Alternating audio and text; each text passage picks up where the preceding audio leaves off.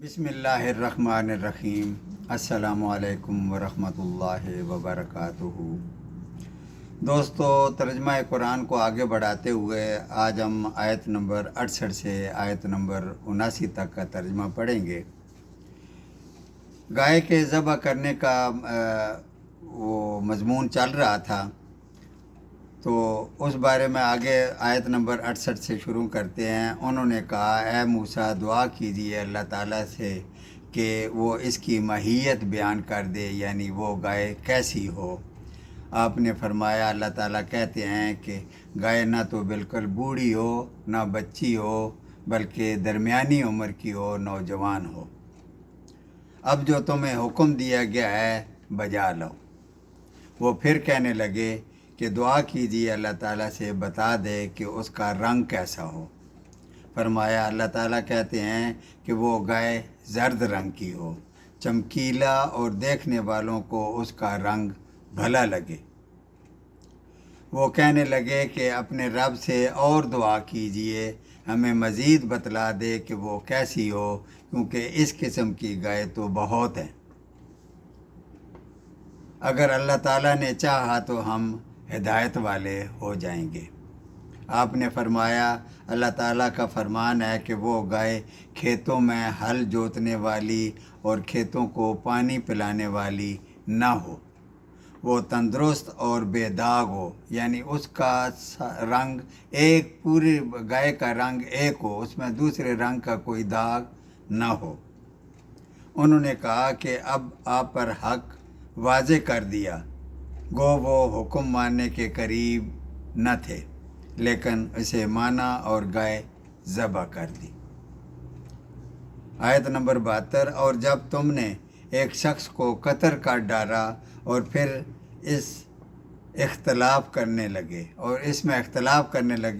एक दूसरे पर इल्ज़ाम देने लगे कि फ़लाँ ने कत्ल किया होगा, फ़लाँ ने कत्ल किया होगा, और जो तुम लोग छुपाते थे इसको अल्लाह ताला ज़ाहिर करने वाला था।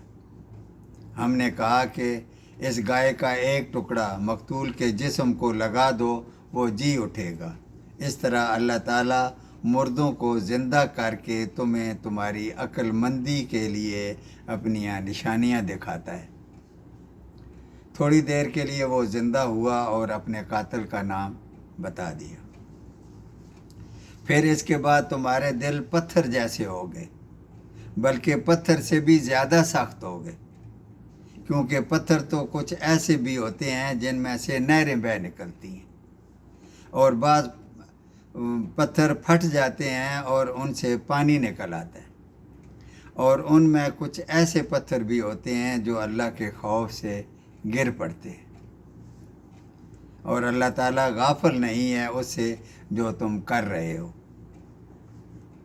आयत नंबर 75। ए मुसलमानों, क्या तुम तवक्को रखते हो कि ये लोग ईमान लाएंगे?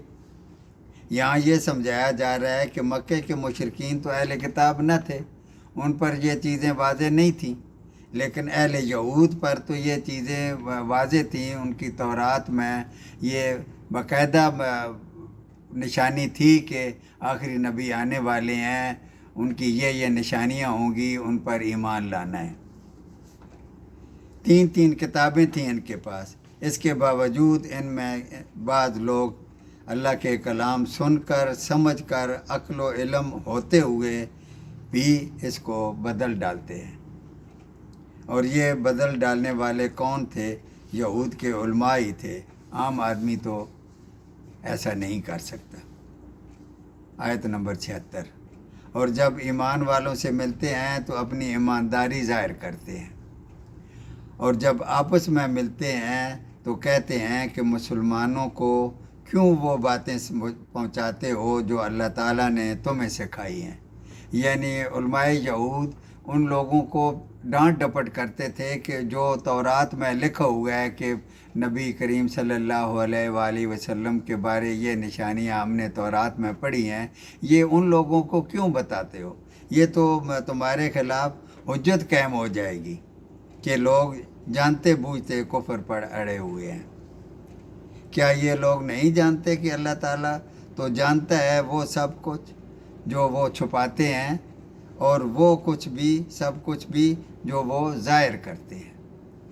آیت نمبر 78، ان میں سے بعض ان پڑھ ہیں اور ان میں سے بعض ان پڑھ ایسے بھی ہیں جو اپنی خوش فہمی میں جی رہے ہیں کہ جی ہم تو اللہ تعالیٰ کے بڑے لاڈلے ہیں، حالانکہ علم تو ان کے پاس ہے ہی نہیں۔ یہ ان کے لیے من گھڑت خیال ہے۔ آیت نمبر 79، تو بربادی ہے ان لوگوں کے لیے جو کتاب لکھتے اپنے ہاتھ سے ہیں اور بتاتے ہیں یہ اللہ تعالیٰ کی طرف سے ہے، اور اس طرح دنیا کماتے ہیں۔ یعنی فتویٰ نویسی کے بارے بات ہو رہی ہے کہ وہ فتویٰ لگاتے تھے، کوئی مسئلے مسائل بتاتے تھے، اس کے عوض پیسے لیتے تھے، تو بربادی ہے ان کی اس کمائی پر۔ صدق اللہ العظیم۔